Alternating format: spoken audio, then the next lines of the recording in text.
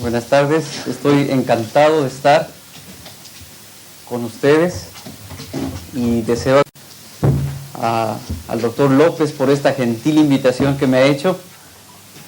Mi ponencia empieza con una pregunta. ¿Es la leche de vaca para los seres humanos?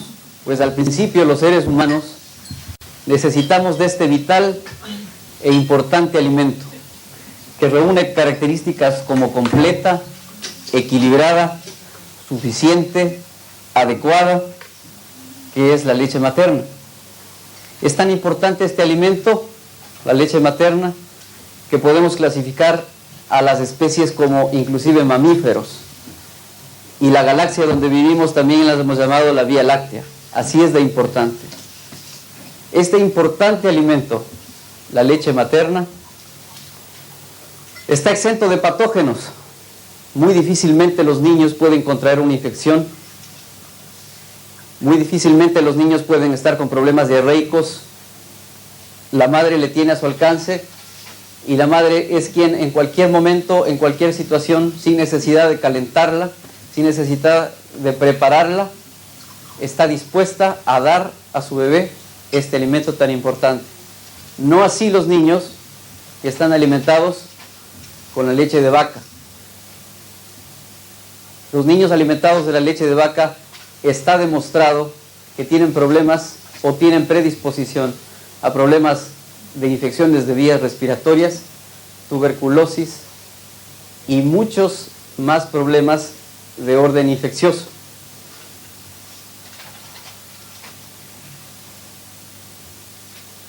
Aunque las heces del niño alimentado con la leche materna está demostrado que tiene gran cantidad de lactobacilos, recordemos que muchos de los estudios que se han hecho a este nivel han demostrado que la cantidad de gram negativos o Escherichia coli en las heces alimentados con la leche de vaca, pues nos están hablando de que existe un problema a nivel inclusive digestivo.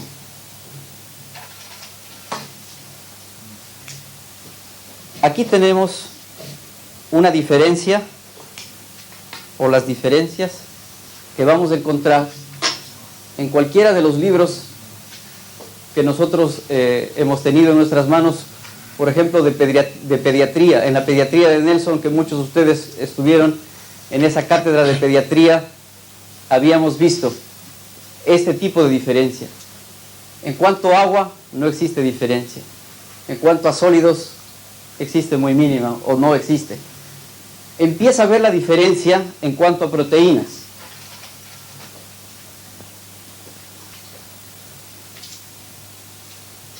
Miremos la diferencia en la proteína humana, en la leche humana, tiene el 1.2, en la leche de vaca el 3.3, y esto está relacionado en relación a la caseína, que es la principal proteína de la leche. Aquí en las barras es muy claro ver la diferencia.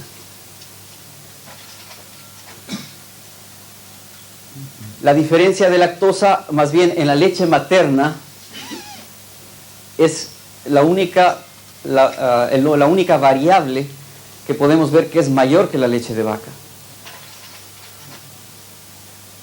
En el magnesio es inferior. En el azufre me permití hacer esta diferencia porque recordemos que el azufre es muy utilizado en los ejércitos del mundo. Alguna vez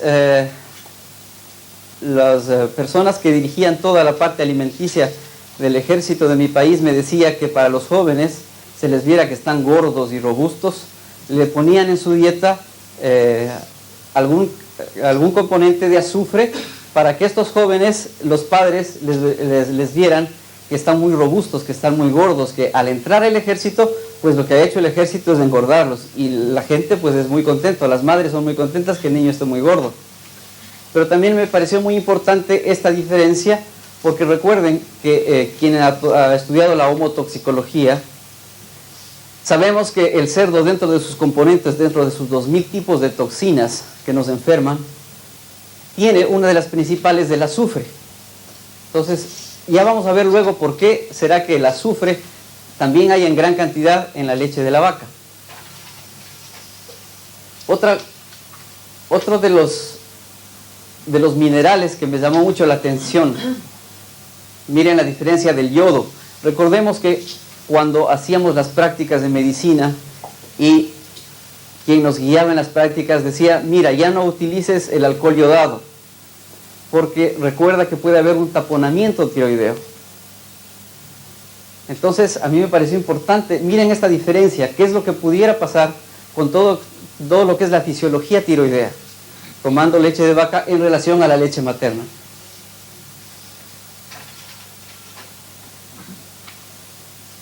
Y ahora quiero hacer un recuento de la digestión de la leche humana en nuestro organismo. Recordemos que en la boca está la tialina, una enzima que desdobla los almidones. Esta tialina pues desdobla el almidón en monosacárido. Luego bajamos hacia el estómago. Y en el estómago, además de ácido clorhídrico, tenemos las enzimas como la renina. Tenemos también la pepsina que actúa a nivel de proteínas, pero la renina, digamos así, es la más importante porque se le conoce como también el cuajo. Es justamente esa la acción de la renina. Esta enzima lo que hace es coagular a la leche para que el tránsito intestinal, para que el tránsito no sea tan rápido y pueda ser absorbido mejor esta proteína. Esta enzima está demostrado, esta renina, quimosina o cuajo, que durante los años que van pasando o que nos vamos alejando de la infancia, va desapareciendo. La renina va desapareciendo porque el principal alimento ya ha dejado de ser principal conforme pasen los años. Luego venimos hacia el intestino delgado. Aquí tenemos la tripsina y la quimotripsina. La quimotripsina tiene una acción también sobre las proteínas. Y tenemos aquí, a nivel de intestino delgado, la lactasa. Dentro de este grupo está la sucrasa, maltasa y lactasa. La lactasa, que es la enzima que desdobla el azúcar de la leche, o sea que desdobla a la lactosa. La lactosa, que va a ser disuelta o diluida en moléculas que puedan ser absorbidas por nuestro organismo, tiene tres tipos de deficiencia. La primera deficiencia es la deficiencia hereditaria. Es un síndrome de menor incidencia o de muy bajo porcentaje en la gente, pero es muy fácil darse cuenta de este síndrome. Cuando hay disminución patológica a este nivel, pues definitivamente el niño que se amamanta no crece, es desnutrido y tiene muchos problemas. Simplemente se suspende la leche y empieza el niño a crecer normalmente. La segunda deficiencia, que es secundaria, es la más común entre nosotros, porque esta lactasa, debido a que nuestro organismo ha cambiado de alimentación, ya no es el mismo organismo de cuando éramos niños, disminuye su acción a nivel de intestino delgado, y esta disminución a nivel de intestino delgado produce en los seres humanos que somos ya adultos, o que ya estamos grandecitos y que se nos ha pasado la etapa de tomar leche, produce graves problemas, porque el azúcar es un problema a nivel osmótico, se da un problema a nivel osmótico, produciendo en el intestino disminución de peristaltismo. Por lo tanto, la mayoría de problemas, o mejor dicho, el 60% de mis pacientes tienen problemas de estreñimiento. Una de las causas, ustedes van a ver en su consulta, es la leche, tomar la leche, y no humana, sino la leche de vaca. Al disminuir el peristaltismo, estamos provocando problemas con aumento en las bacterias patógenas, estamos produciendo problemas en el tránsito intestinal, por lo tanto flatulencia, meteorismo, por lo tanto dolores de cabeza y por lo tanto nos está predisponiendo este tránsito disminuido a cualquier tipo de patología gastrointestinal.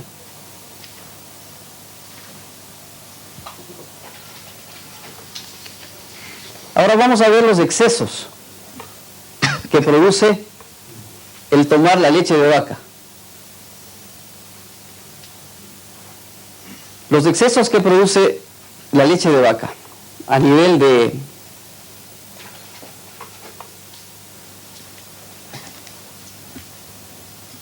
de caseína. Todos sabemos que la caseína es la proteína y esta proteína, para ser asimilada, necesita ser transformada a un aminoácido. El exceso de aminoácidos en nuestro organismo lo que produce es una acidosis metabólica. Recordemos las clases en la pediatría cuando pasábamos justamente por esa disciplina. Un niño no puede pasar, nos decía el profesor, no puede pasar de tomar 1 litro de leche de vaca porque entra en acidosis metabólica. El adulto, imagínense ustedes lo que sucede a nivel del sistema básico de Pissinger, que es lo que quiero hacerles un pequeño recordatorio de este sistema. Recuerdan que el doctor Pissinger fue un profesor de la Universidad de Viena, quien recibió un premio Nobel por histología y es un seguidor de los hermanos Huneke. Él nos dice que entre célula y célula existe un conducto que es ubicuitario, que es como si fuera uno solo en todo nuestro organismo, que actúa como si fuera un tejido. Este tejido, digamos así, nuevamente, está compuesto por fibroblastos, por reticulocitos, por el nervio neurovegetativo, por capilares linfáticos, por capilares arteriales venosos, y está demostrado que esta fibra no llega hacia la célula. Exclusivamente la transmisión es por vía humoral. Si es que en este medio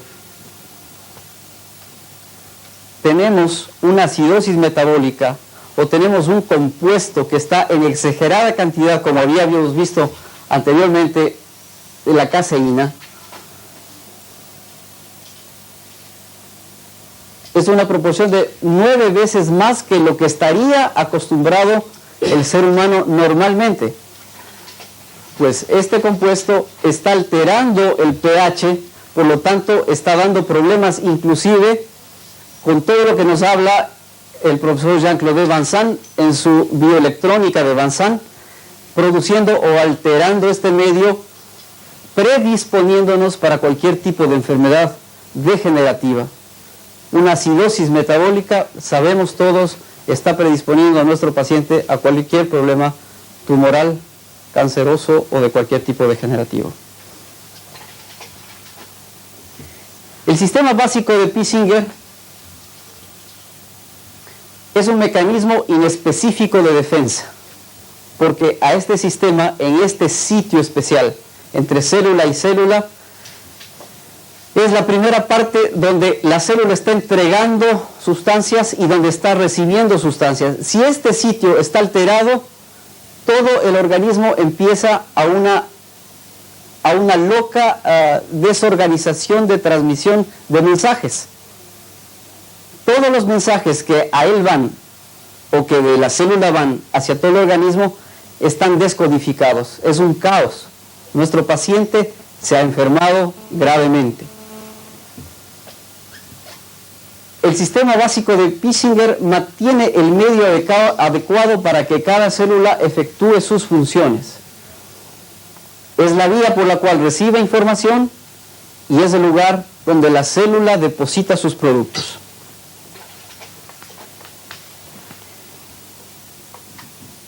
Vamos ahora a la grasa.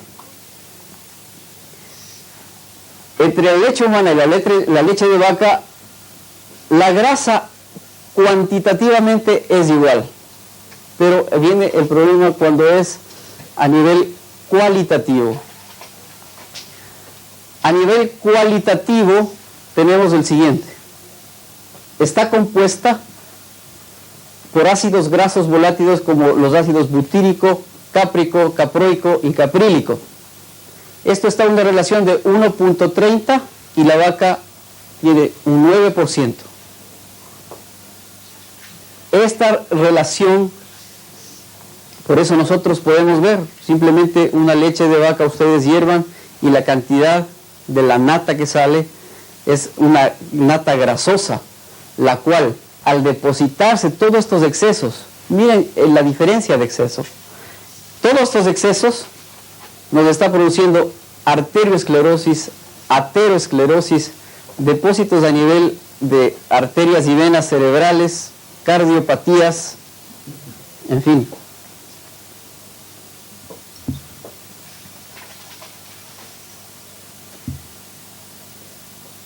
Esta leche de vaca, al tener tal cantidad de componentes grasos, nos da el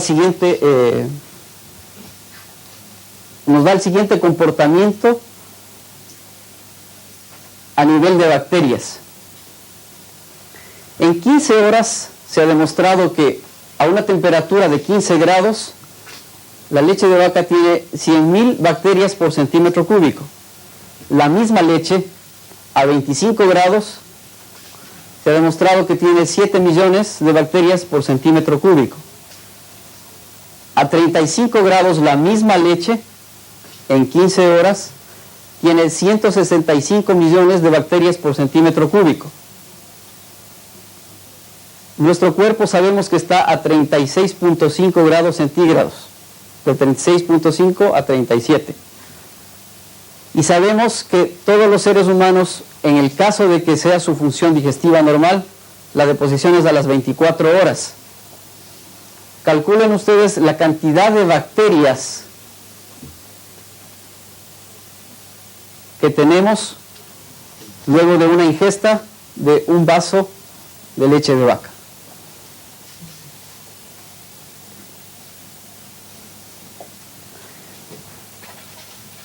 Vamos ahora a los minerales.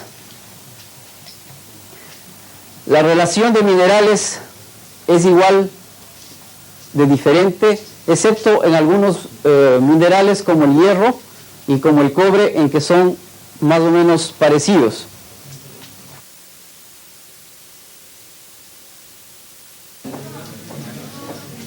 Minerales, vamos a hacer la relación siempre calcio-fósforo, porque el calcio no puede fijarse sin el fósforo, entonces más bien es una relación tan unida que podemos hacer la relación calcio-fósforo. Y veamos aquí la diferencia.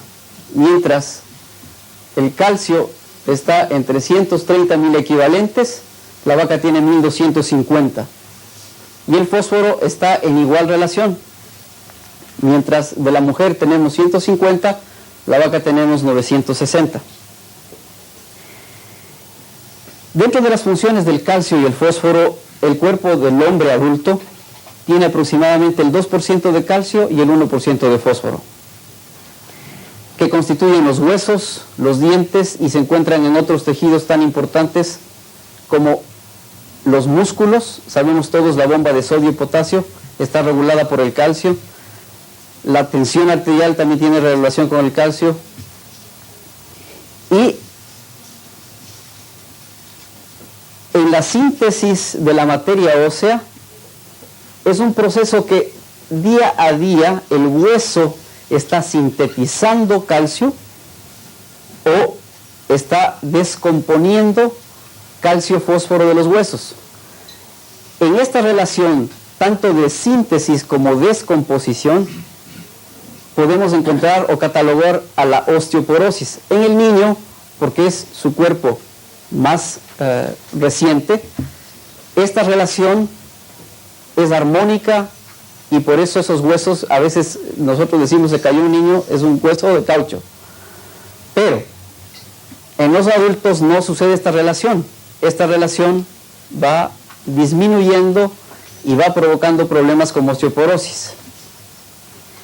En esta síntesis y en esta absorción tienen que ver hormonas como la paratiroides, que tiene que ver con la función de calcio, o la calcitonina, que es la que tiene que ver con que es una hormona tiroidea que le dice al calcio, por ejemplo, de los huesos, no salga en exceso, y también esta calcitonina tiene que ver con niveles plasmáticos séricos.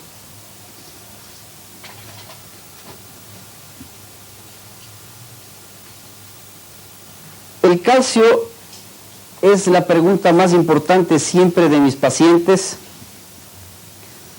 cuando me dicen, doctor, ¿y si usted me suspende la leche, de dónde tomo calcio? Entonces vamos a ver realmente, y ustedes van a saber y a descubrir que probablemente todos los nutricionistas tienen que volver a revisar los libros o volverse a plantear premisas y empezar a decir la verdad. Yo pretendo o creo que ustedes la van a entender muy bien, y por eso vamos a entrar en este capítulo que es del calcio. Siempre es el que nos dicen los pacientes, y probablemente ustedes dicen, sí, el calcio, supuestamente la parte más importante de esta conferencia. En la leche humana, veamos la diferencia que existe con la leche de vaca en cuanto a calcio. Es astronómica.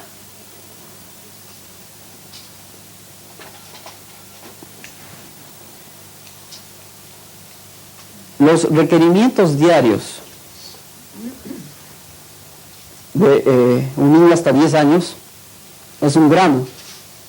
De 10 a 15 años, 1.3 gramos. De jóvenes de 16 a 20 años, 1.4 gramos. Mujeres embarazadas, 1.5 gramos. Madres lactantes, 2 gramos. Ancianos, 0.8 gramos. Inclusive este requerimiento nos va diciendo cómo a nivel de la edad adulta se va requiriendo menos calcio. Recordemos que para la absorción de calcio necesitamos más bien que sea un pH ácido. Necesitamos que la relación con el fósforo esté armónica. Y la vitamina D es una de las formas como absorbe mejor el calcio, y no solamente absorbe mejor, sino que fija mejor. La fijación. Esta vitamina D la tenemos de la 1, 2, 3, 4, 5 hasta la 20. Existen 20 tipos de vitamina D, pero se ha descubierto que la vitamina D3 es la propia del ser humano y la única que nos va a ayudar a fijar de la mejor manera el calcio. Ya la que vitamina D2 o el ergosterol irradiado más bien nos da o nos produce patologías. La vitamina D5 está demostrado que nos produce litiasis, pero la vitamina D3 es la ideal para hacer la fijación y la absorción del calcio.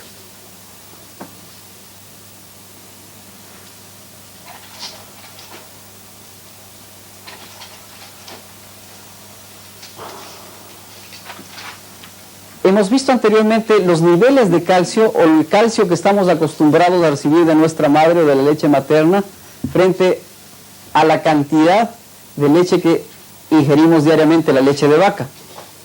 Esto nos da problemas con osificaciones a nivel de hueso. Los depósitos de calcio, los excesos que hemos visto, nos producen osificaciones a nivel de hueso. A nivel de músculo, nos producen calcificaciones patológicas. La primera vez que yo tuve un paciente que me enseñó una radiografía, este paciente era un paciente suizo. Generalmente en estos países, yo no sé en España si tienen costumbre de comer tanta de tomar tanta leche y comer tanto queso. pues yo me asusté. Yo pensé que nunca había visto antes una radiografía con calcificaciones a nivel de músculo, pero es lo que produce los excesos. Produce los excesos, enfermedad coronaria, al depositarse el exceso de calcio a nivel de estas arterias, de estas venas, esclerosis cerebral, produce los excesos de artritis, en los pulmones bronquitis crónica, en los ojos cataratas, es muy común. Yo he visto gente joven últimamente en mi consulta con cataratas, y veamos la relación directa que existe con calcio. Se le ha suprimido todo lo que es leche de vaca y derivados, y ese cristalino como empieza a llamarse cristalino. En el cáncer está demostrado los depósitos de calcio a nivel del tumor. Y en el riñón y la vesícula todos sabemos que es la causa, el calcio, porque lo que decimos a nuestro paciente que tiene problema de litiasis vesicular o renal es: deje de tomar leche y comer derivados de la leche.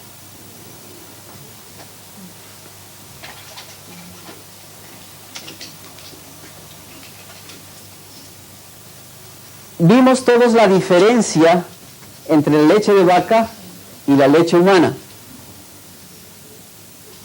Los seres humanos necesitamos 25 años para osificarnos, o que nuestro sistema óseo se encuentre completamente maduro. A los 25 años recién estaríamos osificando. Por tanto, existen posibilidades, digo yo. Si ustedes desean tomar leche, está bien. Hasta esta edad pueden ustedes tomar leche. Pero esto no parece una lactancia normal. Y la explicación es muy lógica. Aquí tenemos un bebé ternero.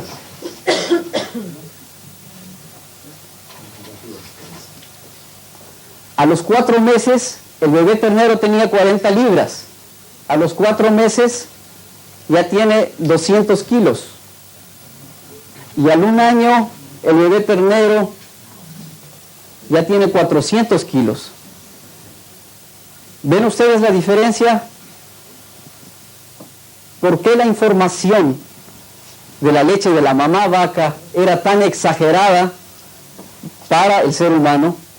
No es que es exagerada para el ser humano es el exagerado, ya que el adulto toma leche.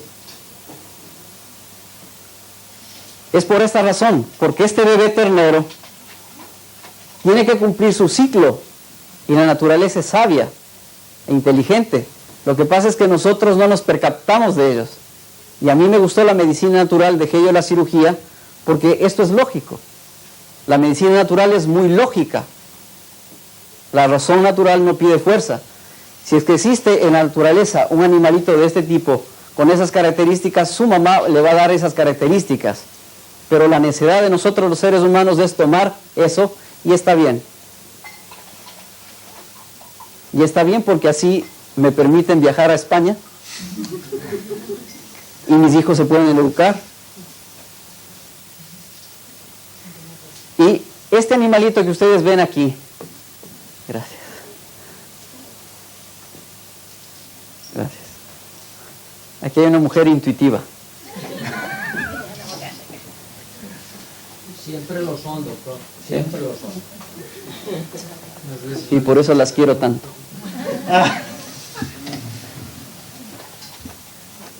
Este animalito que está aquí estaba pastando en este sitio. Esta es una parte que se llama el Pululagua en Ecuador. Está en el centro del mundo, en la mitad del mundo. Y cuando tomaba yo la fotografía para traerlos y mostrarles, para que así como mi colega y compatriota me trae un vasito con agua, pues igual ustedes se refrescan un poquito. Se me asemejaba esto a un seno, y yo decía, pues si la naturaleza tiene estos senos tan hermosos que no solamente de mirarlos me refrescan, sino que de aquí nacen sus vertientes y salen esta leche tan sana. Pues estos son los alrededores del Pululagua. Miren estos senos tan hermosos, llenos de leche. Ahí estaba pastando el animalito. tranquilo. Hasta que alguien le quiere comer su carne, pues y lo mata y está bien. Sí, y estos son los alrededores que el animalito estaba comiendo. Mire estos senos tan hermosos. Así, este seno está con leche, ¿no? Ah, sí, alguien ya recordó a su madre. Bueno, estos son los alrededores de los senos que están alrededor de este paisaje americano de la cordillera de los Andes.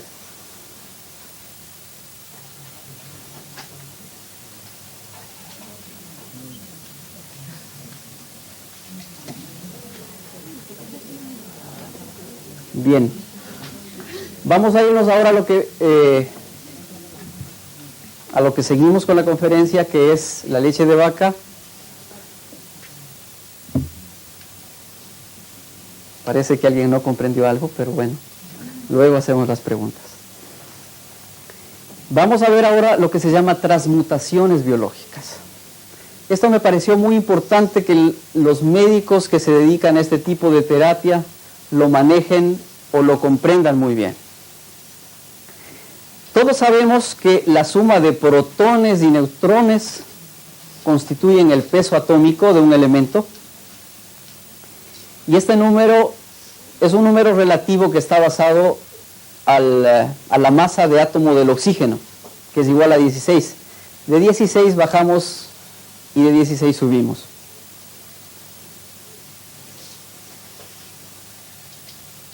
Tenemos al calcio.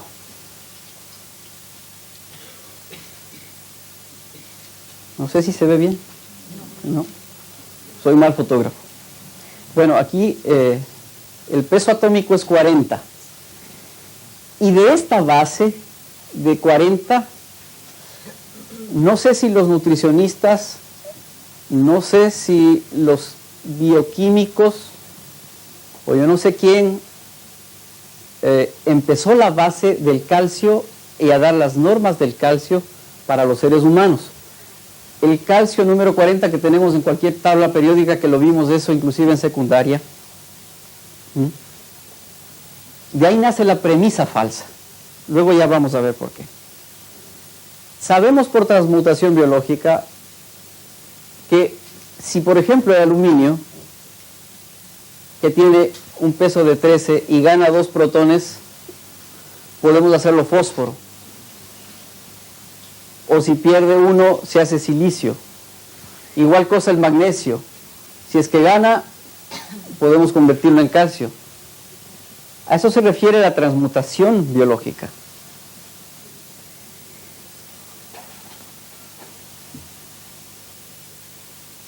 Por transmutación biológica sabemos que calcio yo puedo obtener de potasio, de magnesio o de silicio.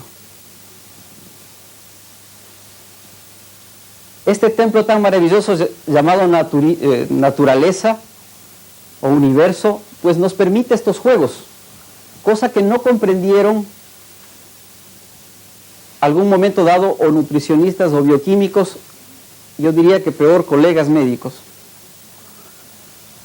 Del potasio 39 más el hidrógeno 1 yo puedo obtener calcio 40. Del magnesio 24 más oxígeno 16 yo puedo obtener calcio 40. Del silicio 28 más carbono 12 yo puedo obtener calcio 40, que es el calcio inorgánico.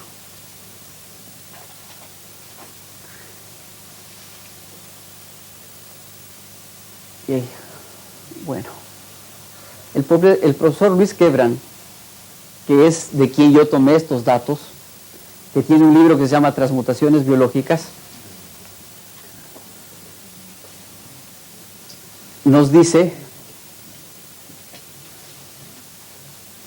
que del potasio 39 y el hidrógeno 1 podemos obtener calcio 40, pero que también el potasio y el hidrógeno nos puede dar un calcio 42. Que del magnesio igual relación, pero dentro de los estudios del profesor Quebran, nos dice que lo más importante en el ser humano es el calcio con peso atómico 44.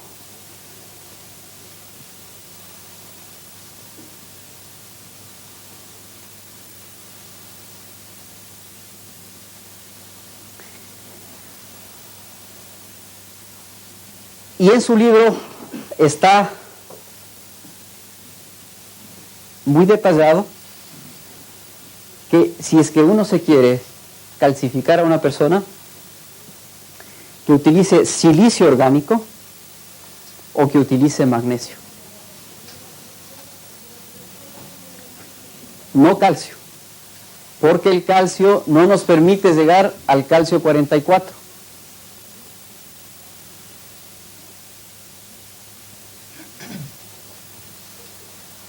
Debemos estar preparados para admitir que el calcio formado por las conchas marinas y originado por el magnesio del agua de mar es el que más rico contenido tiene de calcio 44.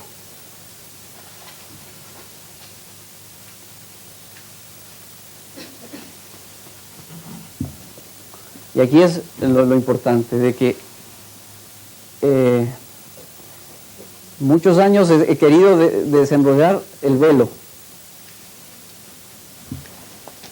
Y tuve que irme inclusive al origen de la vida, cuando nosotros estábamos gestándonos en el mar. Recordemos que la madre tierra tuvo que formar agua y en esa agua nos formamos nosotros. Nuestra madre, el útero, tuvo que hacer agua, líquido amniótico y ahí nos formamos. Entonces, estemos preparados para eso, para entender que entonces el calcio orgánico para el ser humano, por herencia atávica, si ustedes quieren la palabra, viene más fácilmente del mar. Por lo tanto, estamos empezando a hablar del calcium carbónico o del calcium ostrarum que nuestro padre Samuel Hahnemann ya nos dejó como medicamento homeopático, pero no nos dejó ni de la caliza cristalina, ni de la toba, ni de la caliza olítica, que sería el calcio inorgánico.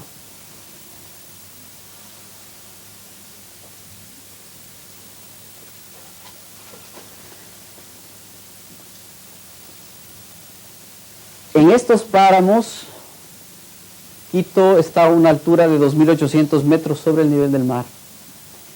Y hay gente, hay seres humanos que viven a 3.000 y 4.000 metros. Pero siempre alrededor de ellos está el maíz como fuente principal alimenticia. Cuando yo hacía la medicatura rural, siempre me decía, ¿cómo es que esta gente puede vivir sin leche, sin carne?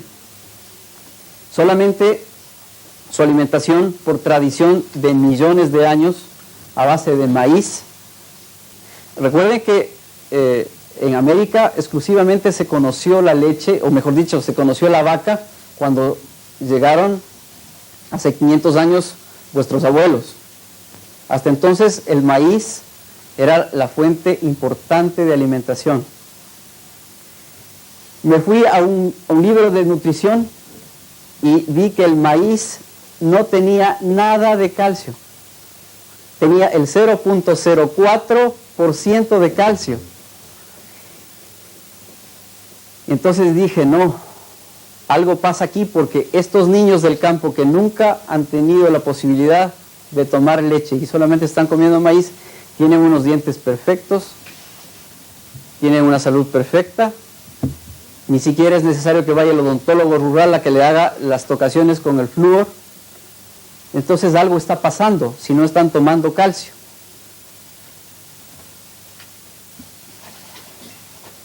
Y lo que pasa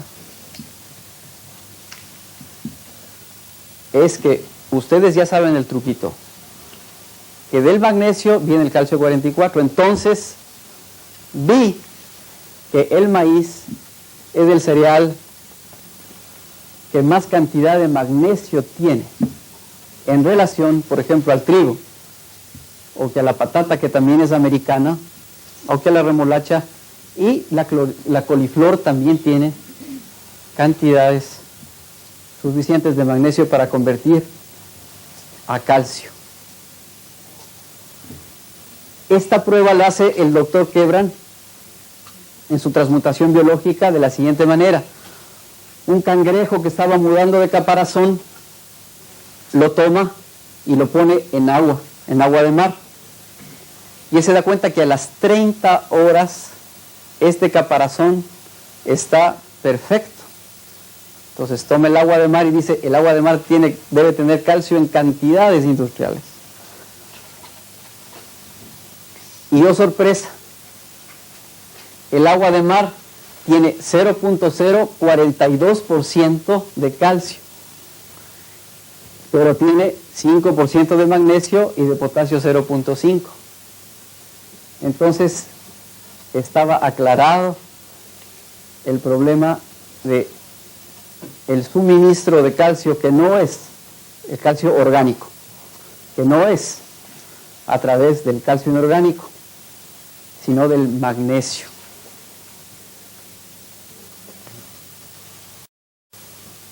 Vemos que esta práctica, que a veces, no sé, es muy grotesca a veces, porque inclusive para que se pueda producir esta fotografía hubo que amarrarle las patas al animal. Eso normalmente lo hacen en mi país, para que no haya problemas. Esto que es tan normal, pues miren, no es normal. Y esto no sé si sea normal o si sea... También amarrado. Sí.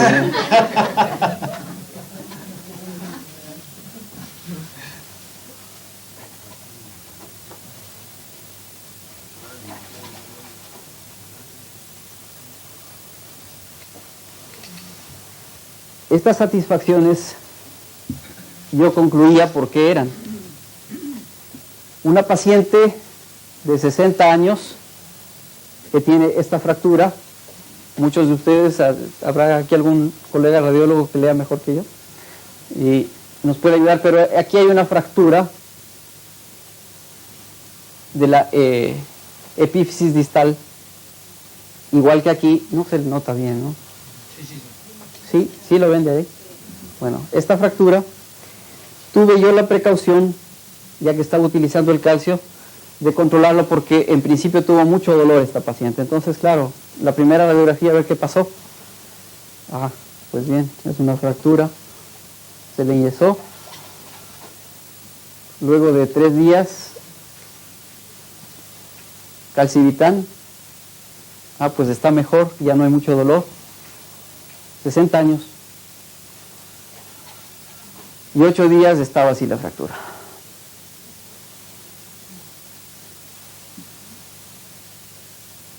Esta señora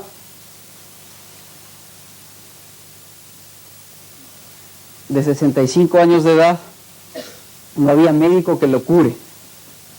Entonces, como una alternativa, fue a mi consulta para ver si acaso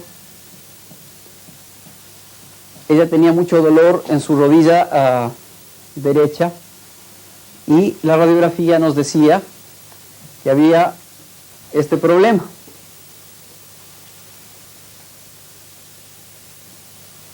Todos lo ven, ¿cierto? ¿Ven ustedes la radiolucidez y la radiotransparencia de uno y otro? Había además osteofitos, y luego de 3 meses es esta la radiografía con el calcivitán. La articulación había tomado ya su posición normal, a diferencia de la anterior, en que estamos viendo que casi está unida, y la conformación del hueso. Pero yo me decía también aquí, ¿y por qué la del lado derecho? ¿Y por qué la del lado izquierdo? Pero si el organismo es uno solo. ¿Por qué un hueso estaba, digamos, aceptable del un lado la rodilla izquierda estaba aceptable y por qué esta estaba osificada y estaba con osteofitos.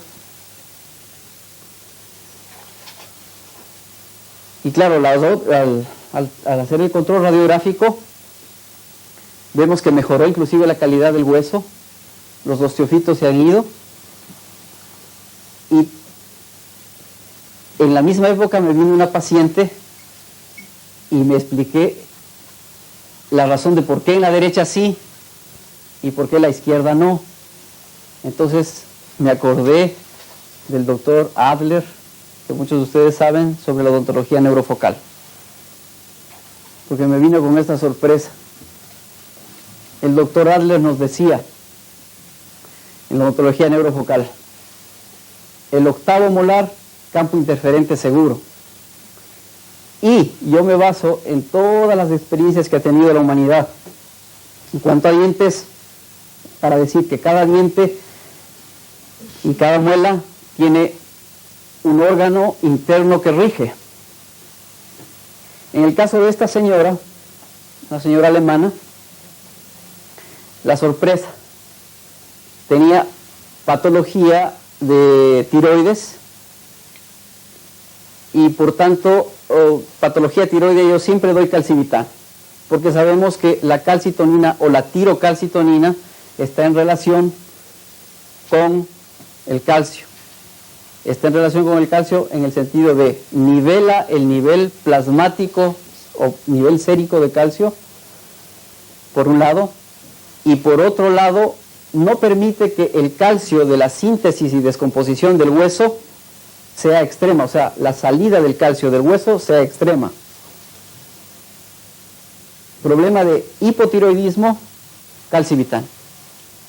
Al empezarle a dar a calcivitan, la señora empezó con malestares que me llevaban directamente al campo de interferencia. Radiografía panorámica y tenemos sorpresa: octavo y noveno molar, octavo y noveno molar. Adler tenía razón. Era primera vez, y probablemente es primera vez que ustedes ven en un noveno molar. Y eso es bonito porque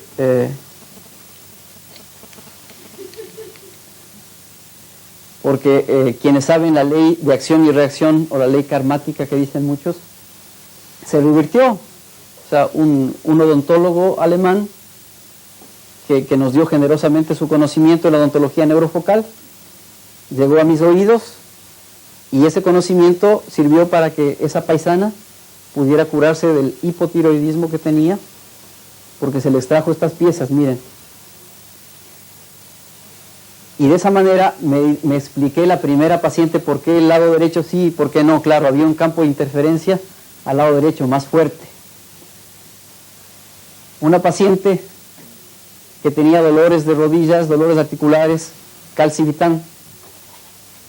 Yo, sorpresa, le doy calcivitan y empieza con problemas de síndrome de Menier. Síndrome de Menier, Adler, odontología neurofocal, campo de interferencia, cordales incluidas.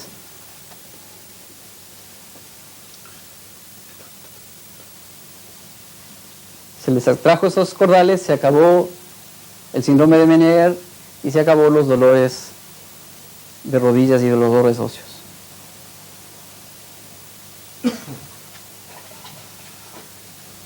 Bueno, entonces recuerden que en la naturaleza existen estos senos naturales tan maravillosos que de sus cumbres nos dan esta leche tan sana que es deliciosa beberle cuando se siente un poco agotado. Muchas gracias.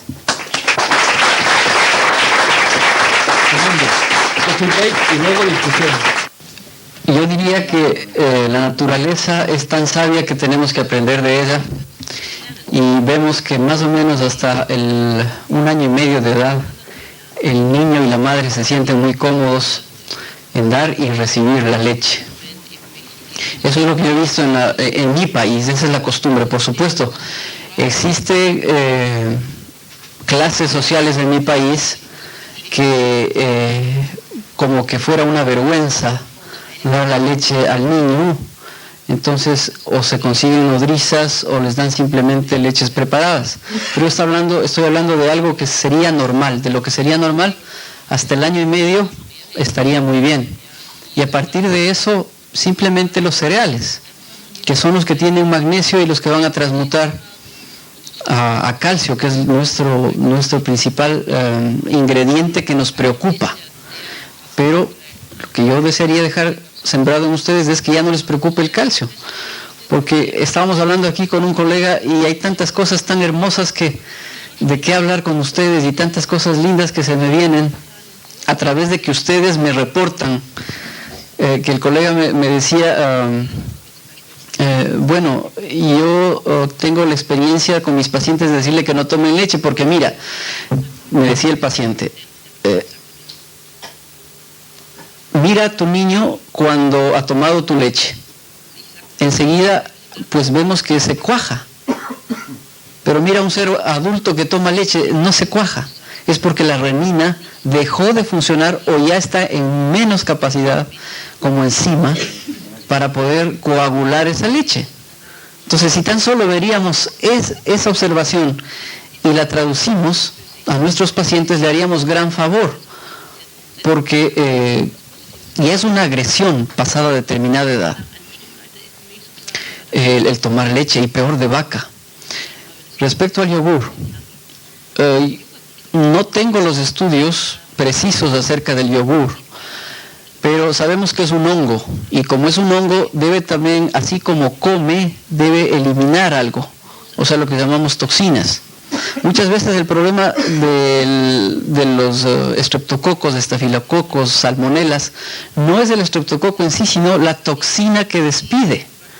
Entonces, en el momento en que estamos tomando yogur, debemos tomar en cuenta que es un animalito quien lo está fabricando, quien está comiendo esa leche, lógicamente para nosotros obtener lactobacilos, obtener flora bacteriana.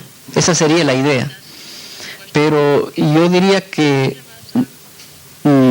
es preferible no consumir tampoco yogur, y peor derivados de la leche, quesos por ejemplo, porque los niveles de calcio y los niveles de grasa aumentan en el caso de los quesos. No sé si está contestada todas las preguntas. Si usted se ha pasado muy rápido en cuanto a los problemas circulatorios que producía el consumo de leche y ha hecho referencia a ello en relación con las grasas. ¿Se supone que la leche desnatada no produce problemas circulatorios o podría ser algo más explícito que en la exposición primera? Ya, sí, ciertamente que hay muchas partes que lo he pasado rápidamente porque, bueno, simplemente cada tema sería de mucho tiempo. Pero recordemos el cuadro acerca de la grasa, en cuanto no a la cantidad de grasa, sino a la cualidad. O sea, todos los ácidos grasos, o sea, el butírico, caproico, tienen una relación, recuerden, de 1.3 en la leche de la mujer frente a 9 en la de vaca. Entonces, todos esos depósitos de excedentes, sabemos todos que se depositan en arterias y venas produciendo ateromas. Muchos pacientes con deficiencia circulatoria obedece a esos depósitos, a esos excesos que en gran cantidad lo tienen. Por supuesto que si es que muchos de ustedes tienen especialidad cardiovascular, cirugía cardiovascular o son cirujanos cardiovasculares, pues ustedes son los que más deberían ilustrarnos en ese sentido. Pero esta es la inquietud que dejo a ustedes para que sea la mejor recomendación de que sus pacientes, si son cardiovasculares o que están en relación a ese tipo de especialidad, prohíban la leche de vaca y sus derivados. Ciertamente que he dejado de lado esto de los derivados porque solamente como que nos dio tiempo para la leche, pero los derivados son más monstruosos que la leche, entonces dejar leche y quesos y derivados.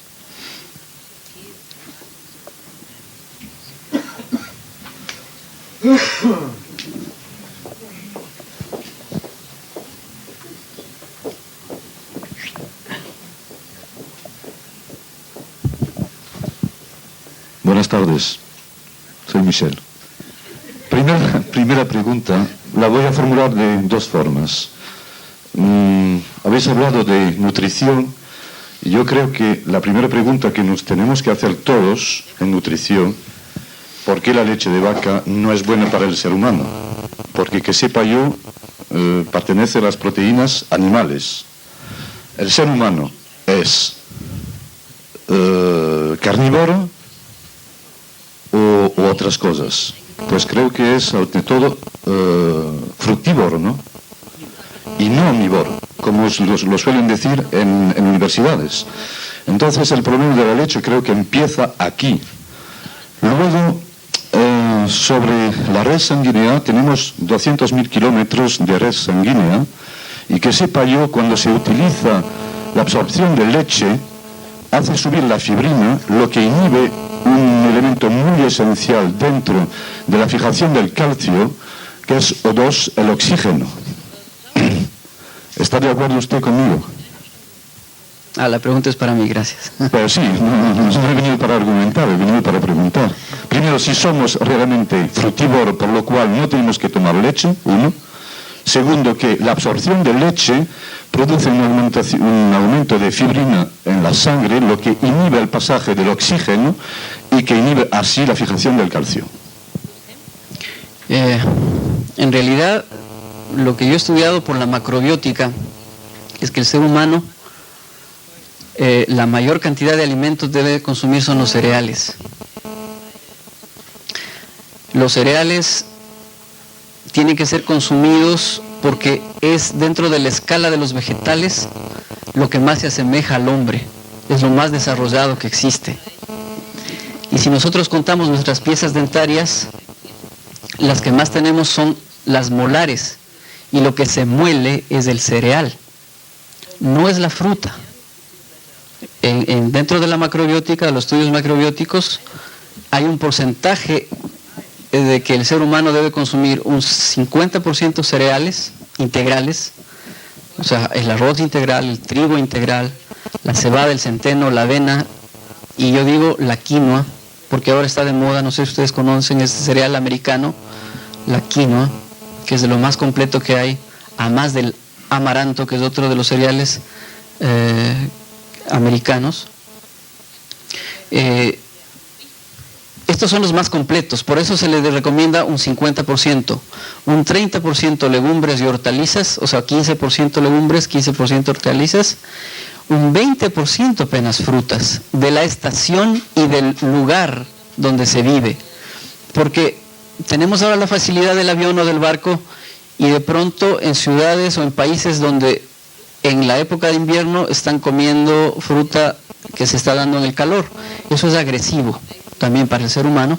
Entonces por eso se recomienda un 20% de fruta, no mucha fruta, en relación al lugar y a la estación. Eso es lo que yo puedo saber de mis estudios en cuanto a la alimentación perfecta o racional del ser humano. En cuanto a la fijación de fibrina, eso es lo que no entendí la pregunta, Michel. Por favor, vuelve a repetir. Quiero decir que, y no soy yo que lo digo, está publicado que cuando se abusa de proteína, hay dentro del compuesto de fibrinógeno, lo que coagula nuestra sangre, produce un aumento de fibrina que sigue coagulando, sobre todo en los vasos capilares, y es aquí la relación entre los 200.000 kilómetros de red sanguínea, quedan solamente, creo que son 70.000 en función, lo cual no pasa el oxígeno en los 130.000 que quedan, lo cual no puede desarrollarse la fijación normal del calcio en la red de nuestro esqueleto. Yo diría que no solamente la fijación normal del calcio, yo diría que de los otros minerales también. Sí, yo diría que imaginémonos que en la Gran Vía de Madrid, en esta calle, se acumulan todos los autos de todo Madrid. Simplemente no se puede pasar, porque ya vimos el sistema básico de Pissinger, cómo se empantanaba con la cantidad agresiva de proteínas a nivel de caseína, a nivel de todo lo que es el sistema básico de Pissinger, o sea, todo el mesénquima. O sea, yo diría que no solamente no es que deja pasar el oxígeno, sino no deja pasar ni las vitaminas ni los minerales. O sea, nuestro paciente se está muriendo de sed frente a la fuente. Totalmente de acuerdo.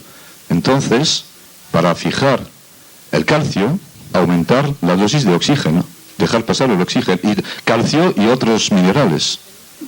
Claro, si es que tú desempantanas y quitas del mesénquima absolutamente todos los productos que están empantanando, pues no solamente deja pasar calcio y vitaminas, deja pasar absolutamente todo. Muchas gracias. A ti. Espera, doctor Pinto. Usted habló de la lactancia, de los niños que no deben tomar leche a partir de los 2 años. Vamos, que deben tomar leche a partir de los 2 años, pero en el caso de que no pudiera la madre darles su leche a partir, por ejemplo, de los 3 meses, o en ningún caso, ¿qué cree usted que es lo que se debería hacer? Les voy a contar, me parece muy linda esta pregunta, primero porque es una mujer quien me está haciendo y siempre la mujer es madre. Y nosotros tuvimos en mi hogar el caso de que una niña mía, pues ya dejó tomar el seno, simplemente ya no quiso tomar a partir del 9º mes, porque ella lo decidió así. Entonces nosotros lo que hicimos es darle una coladita, les llamamos, ¿cómo le llaman aquí? Preparado una crema de maíz con quinoa, con miel de panela y agua. Y eso es, yo pienso que el mejor sustituto a la leche materna, porque estamos dando el cereal, que tiene, sabemos todos, la cantidad de magnesio que necesitamos para que se produzca calcio. La miel de panela tiene, además de hierro, tiene la fructosa, o sea, tiene la glucosa perfecta que es para el ser humano. Además del hierro, o sea, son niños que no han comido carne de vaca. Entonces, los requerimientos de hierro están a través de la miel de panela. Yo no sé cómo le llaman aquí a la panela. Panela. Entonces, la panela, pues ese es el preparado perfecto. Nunca he mandado a mis pacientes ni a mis niños leches complementarias o leches estas de tano, porque sabemos todos que al abrirlas, por ejemplo, por más bien hechas que estén, al abrirlas ya ingresa el aire y es un medio de cultivo para que eso no produzca en las personas pues cualquier tipo de contaminación, o que sea un vehículo para que por medio del cual se puede producir cualquier gastroenteritis. Esa es mi experiencia con mi hija, que fue muy linda, o sea, fue hermoso. Y por supuesto, desde entonces yo recomiendo eso a las madres que ya empiezan a quitar el seno. ¿Y ahora qué hago? Mira, es facilito. La crema de maíz con la quinoa y la panela es fabulosa. Es lo ideal, lo fantástico.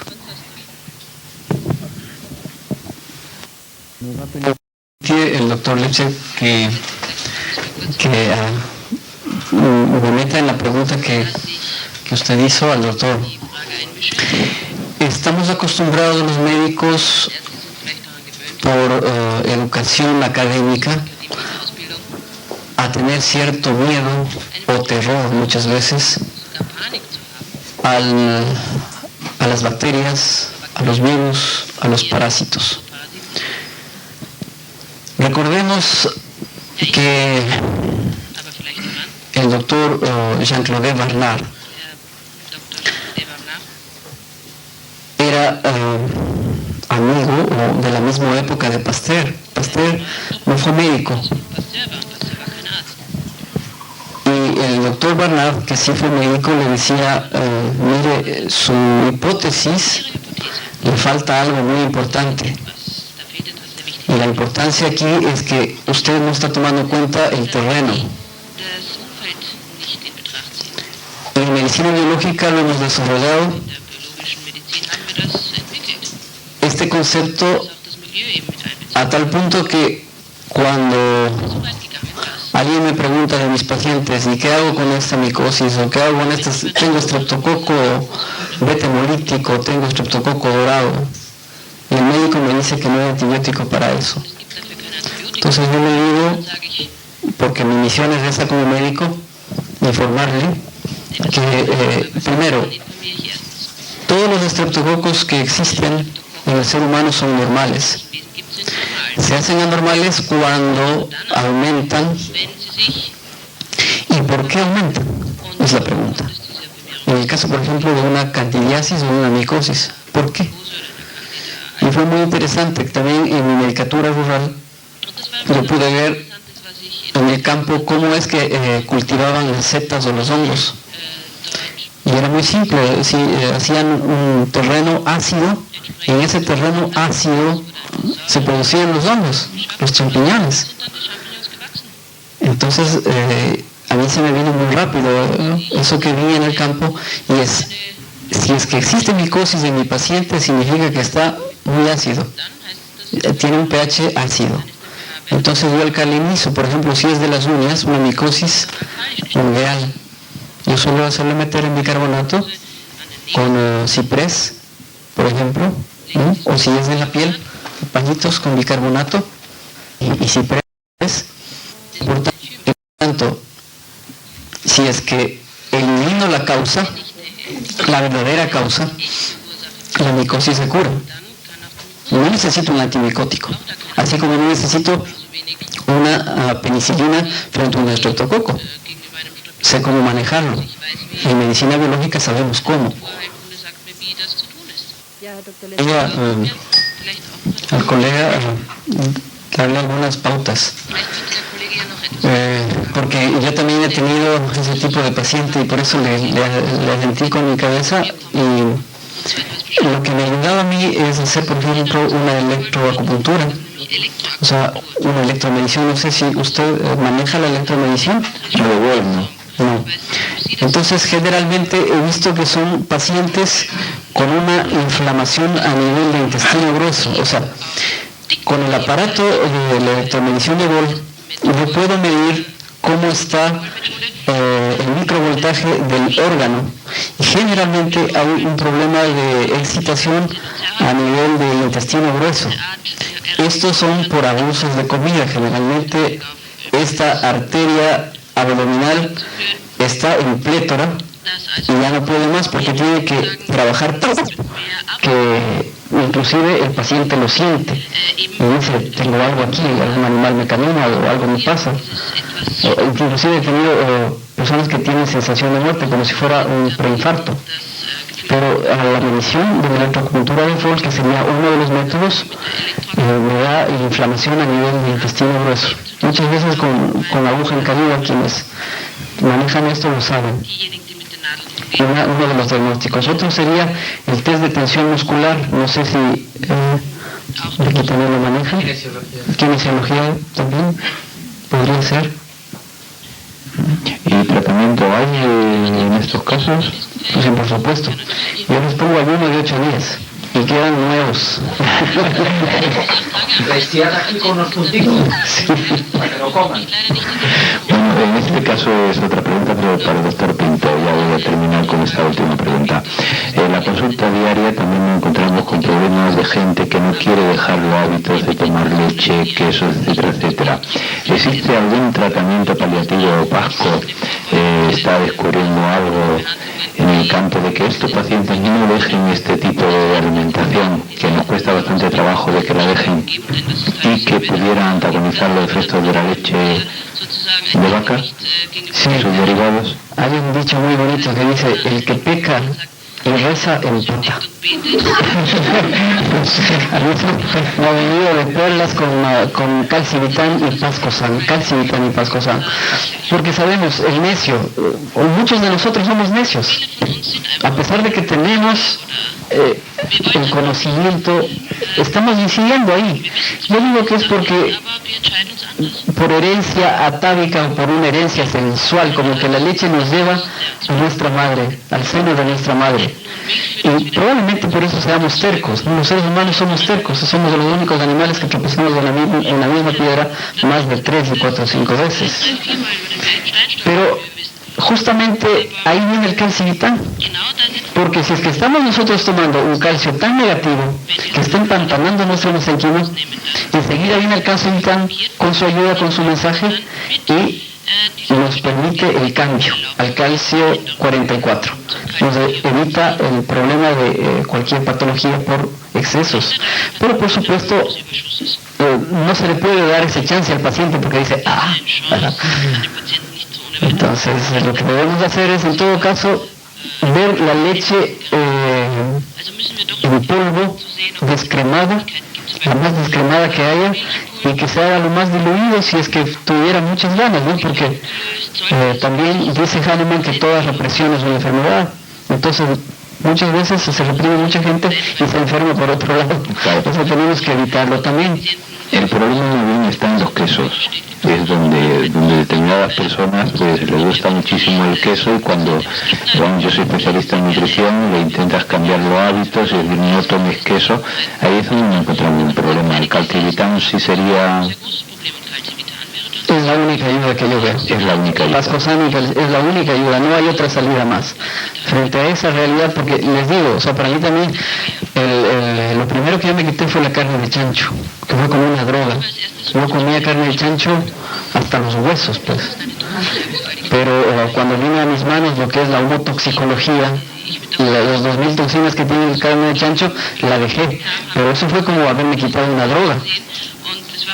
Y lo mismo me pasó con el queso, porque cada desayuno mío era queso, leche, huevos, pan y azúcar, como Dios manda. Pero si cada uno de esos analizamos la bomba atómica que se produce en nuestro cuerpo despertando, es gravísimo. Hubo un colega médico ortodoxo, cardiólogo, famosísimo en mi país, que demostró que un huevo podía producir un infarto cardíaco por la cantidad de ¿cómo se llama el famoso colesterol? Todo el mundo está preocupado del colesterol. Pues este cardiólogo demostró que un huevo es capaz de producir un infarto cardíaco. Imagínense más queso, más leche, que a propósito el colega que nos hacía la pregunta fuera de este recinto me decía, bueno, ¿y el queso entonces ya cómo? Les decía, no, porque si es que, por decir algo, en porcentajes, la leche tiene 120 de calcio, en el queso, no sé por qué razón, se produce 1200. 1200 en porcentaje, ¿no? Tanto por ciento. Entonces, ojo con eso de ayudar a su paciente. ¿Cómo lo ayuda? En último caso, primero no le dé muchos chances, déjele ver todo lo que es real. Y si alguien dice, bueno, aunque sea por Navidad, por mi cumpleaños, un poquito, déjeme pecar. No sé si sea compasivo, dele calcivitán y pascosan.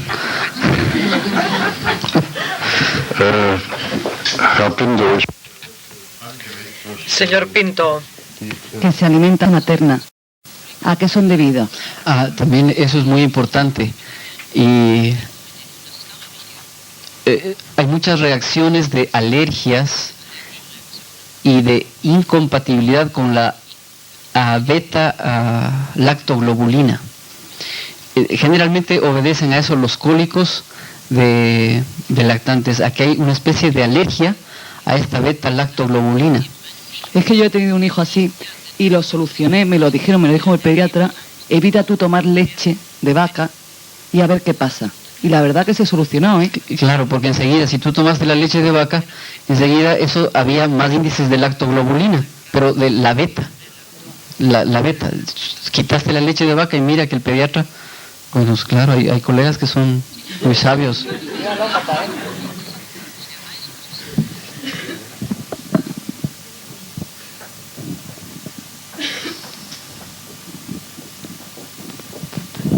Continuando con la leche. ¿Qué diferencia hay con la leche en polvo? Que la recomienda o como menos mala o menos tóxica. De los males el menor. porque la leche en polvo yo puedo dosificar la grasa. Por ejemplo, hablábamos de los depósitos grasos a nivel de arterias y venas. Evitamos esta situación. Y también con el calor que se produce la leche, se quita la ley de acción y reacción, o sea, lo que se llama el karma. Tenemos que entender que estamos viviendo en el universo por leyes. Quien mata tiene su castigo. Y ahí vemos ahora el problema que está Gran Bretaña con las vacas. Claro, le mato para yo comerme. Y tengo mi castigo. Y así no esté con este virus o este problema, pues igual me produce tantos problemas a nivel físico que me enferma. Igual quien roba. Y si estamos robando el alimento al ternero, entonces está ahí habiendo una acción y reacción. Pero muchas personas que les he dicho esto me han dicho, pero tenemos unas leches, unas vacas que producen tal cantidad de leche que el ternero simplemente no pudiera comer esa cantidad, porque ya el hombre las diseñó para que sean productivas. Pero es que así el hombre de monstruoso, ¿no? Hasta la pobre animal le hacen producir más, ¿no? Quitamos esa carga de acción y reacción con el calor. Siempre el fuego purifica. Y es por eso que cuando una leche en polvo se está ingiriendo, no tiene la misma vibración animal, que es la directa leche cruda, llamemos así, o leche pasteurizada. Entonces logramos primero dosificar la cantidad que queremos. Por eso sería de los males del menor. No porque yo estoy recomendando. No lo recomiendo definitivamente, pero de los males escojo el menor siempre. Esa es la lección, digamos así.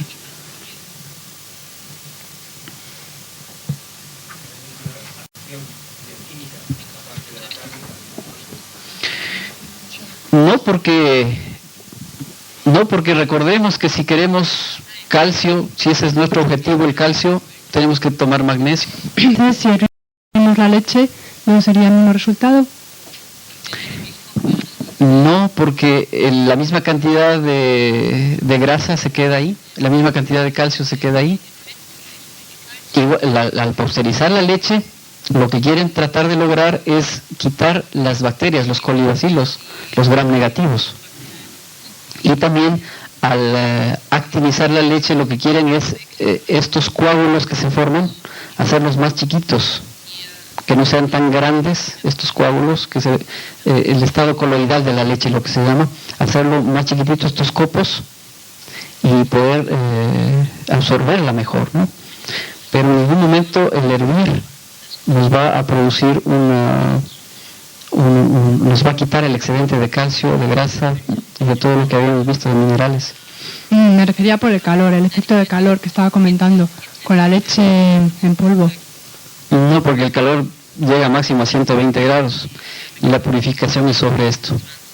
Y el agua no puede hervir más de 120. O sea, 120 se mantiene, no sube más. Pero en el proceso de hacer la en polvo, además yo no soy un bioquímico que soy experto en eso, más o menos es lo que he visto, ¿no?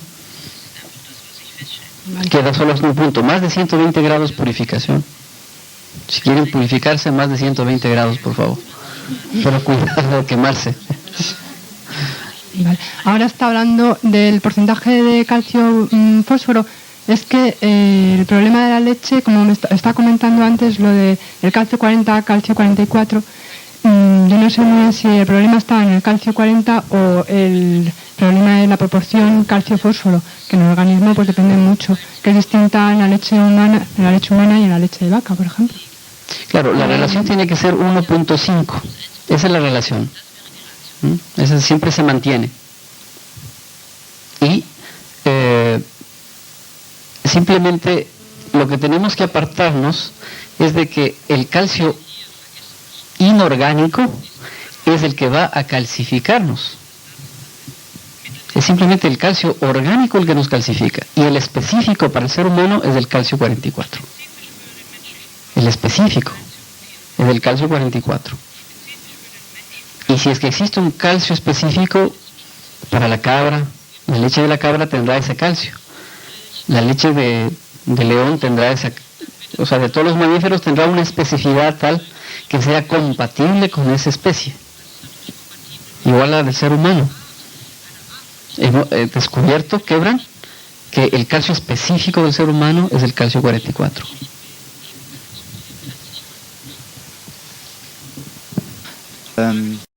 Bueno, actualmente en España, que en los desayunos españoles, digamos, los cereales pues no están muy metidos, ¿no?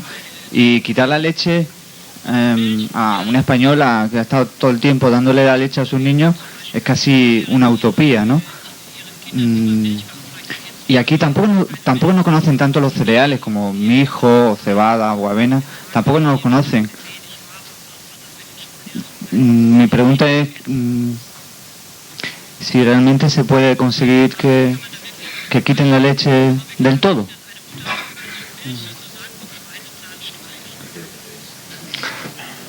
Bueno, yo diría que ahí sí cada uno de nosotros como médicos deberíamos plantearnos nuestra misión. Y en realidad que nuestra misión tiene que ser muy bien ejecutada.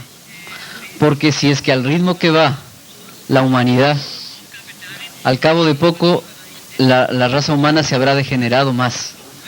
No solamente en el aspecto físico, sino en el aspecto mental.